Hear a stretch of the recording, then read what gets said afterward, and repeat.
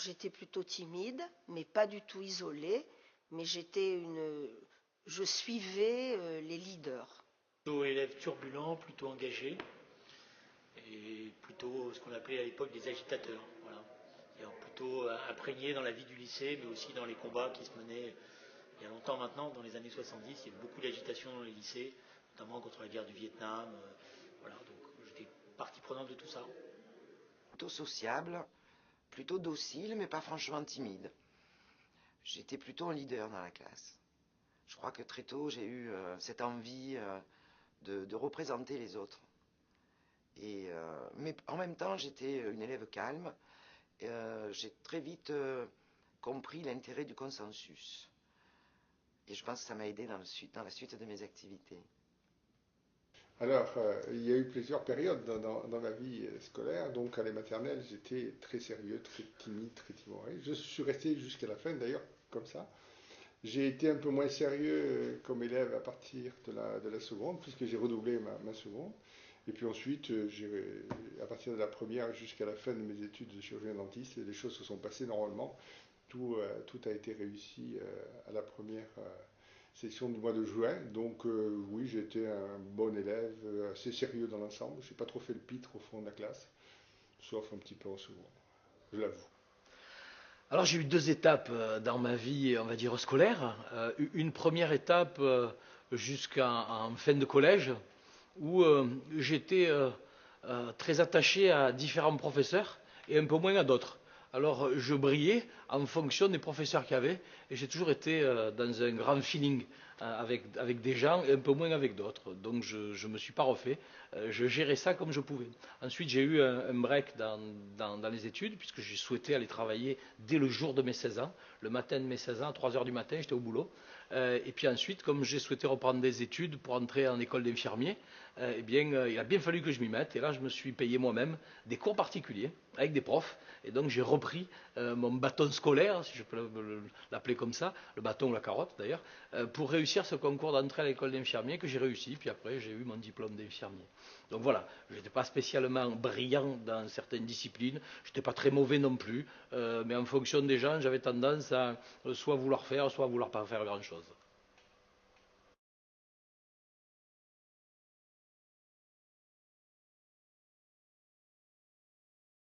Juste avant qu'il y ait le lockout,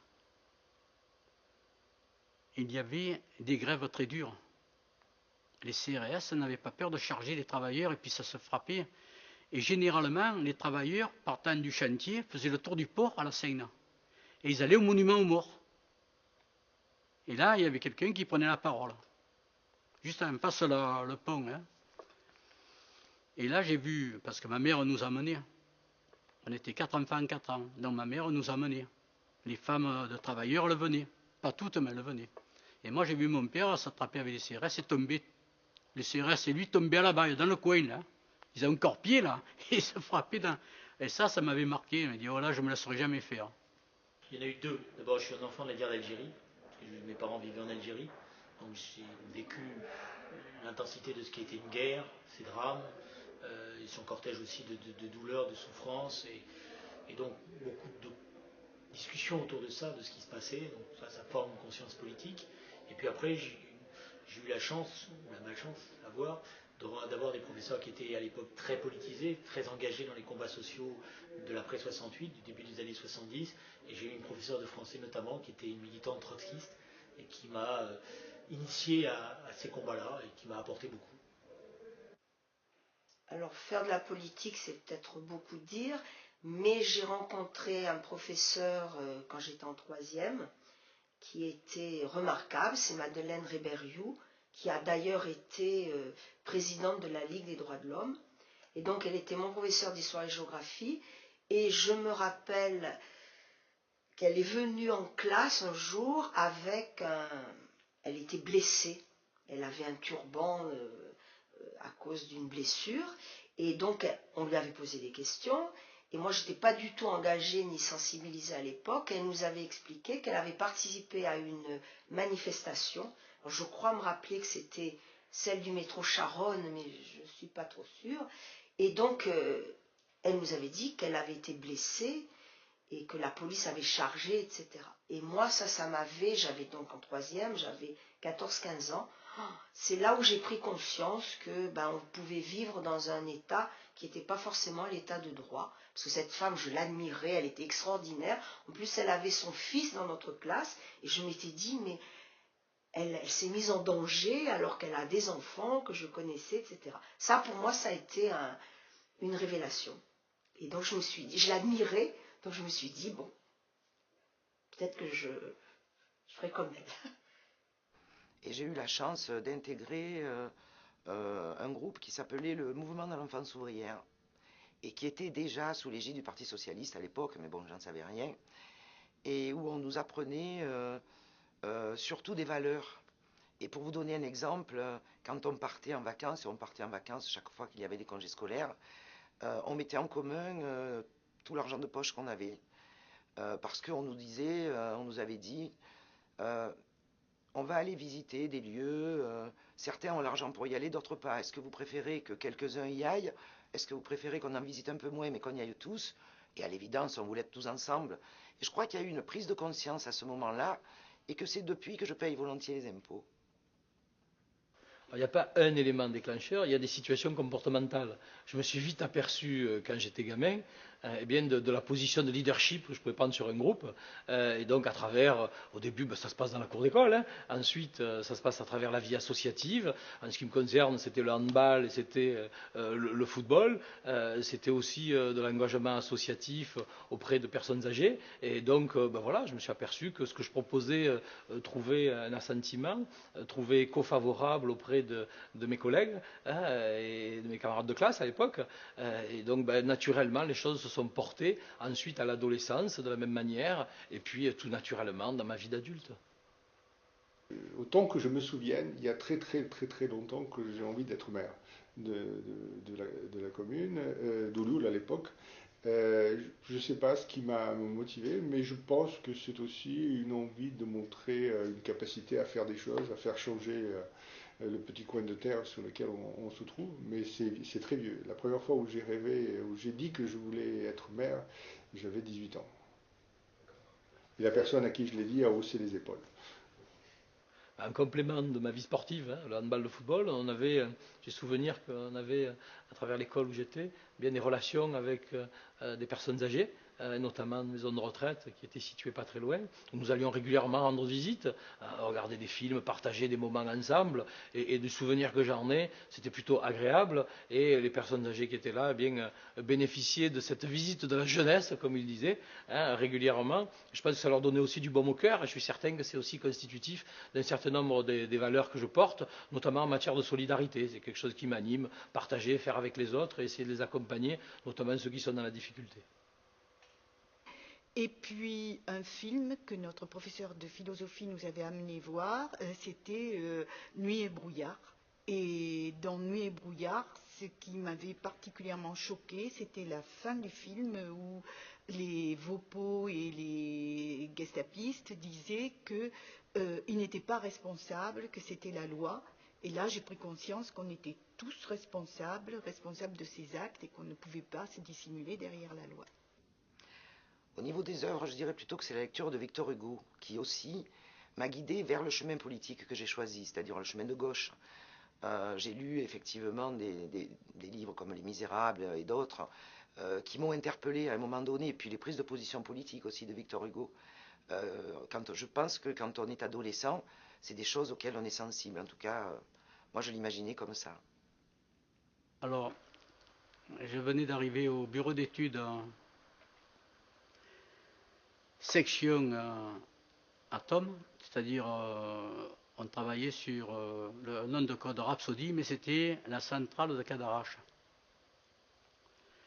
Et je travaillais sur le cœur, la récupération d'eau lourde, les surpresseurs et tout, ce qu'on entend parler maintenant. Et la section qui était à côté de nous, il y avait une personne qui avait 63 ans. Et à ce moment-là, octobre 63, octobre 64 et octobre 65, il y a eu des licenciements massifs au chantier. Il y avait plus de 3000 personnes et chaque fois, ils jetaient 300 personnes. Et parmi les personnes qui étaient à côté, donc du service à côté du mien, Il y avait une personne à 63 ans qui a été mis dehors. Et il n'y avait pas les avantages que l'on a maintenant. Et ça m'a révolté.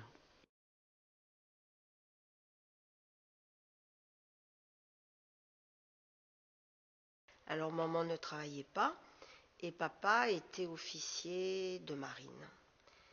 Et donc c'était plutôt des gens, ce sont toujours des gens de droite. Et moi je suis plutôt de gauche. Mais bon, ça s'est toujours bien passé, sauf en 1968. Mais 68, ça s'est très mal passé entre mes parents et moi.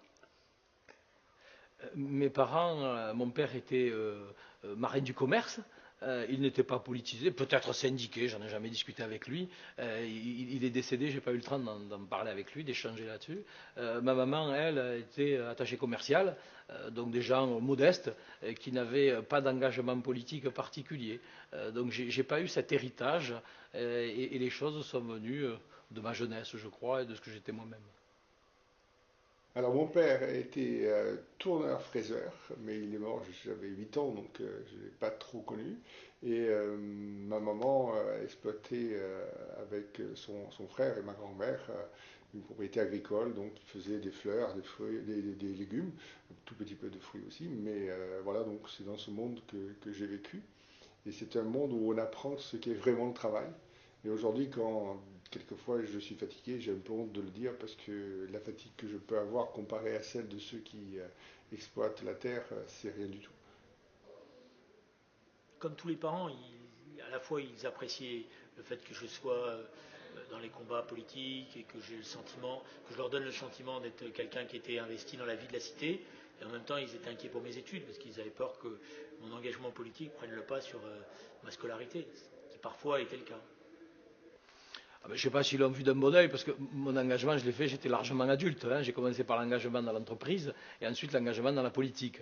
Je vous avoue que je ne leur ai pas demandé leur avis avant de m'engager. Hein. Par contre, aujourd'hui, je sais que ma mère est assez fière de son fils. Hein. Elle découpe les articles de journaux et comme toutes les mamans du monde, elle est très heureuse de me voir passer quelquefois dans les émissions télévisées, de m'entendre à la radio. Elle m'appelle tout de suite en me disant « Ah, tu as été très bien, tu as été très bien ». Mais comme toutes les mères du monde, et j'ajouterai en bonne méditerranéenne aussi, eh bien, son fils est le plus beau et la merveille du monde, mais comme tous les enfants. Alors mes parents, mon père travaillait à l'Arsenal, il était électronicien à l'Arsenal, et ma mère, comme souvent les femmes à cette époque, ne travaillait pas. Politisée, pas franchement engagée, mais oui, quand il y avait des élections, j'assistais à la maison quelquefois à des disputes parce que la famille de mon père était plutôt communiste et la famille de ma mère plutôt socialiste. Donc en période électorale, c'était un peu sportif. Dans ma famille, mon père a été un résistant. Il a été blessé sur la ligne Maginot, cité au feu. Blessé de guerre avec encore, quand il est mort, il avait encore des éclats d'obus dans un bras. Il a été FTP dans le coin. Donc j'avais déjà de la documentation.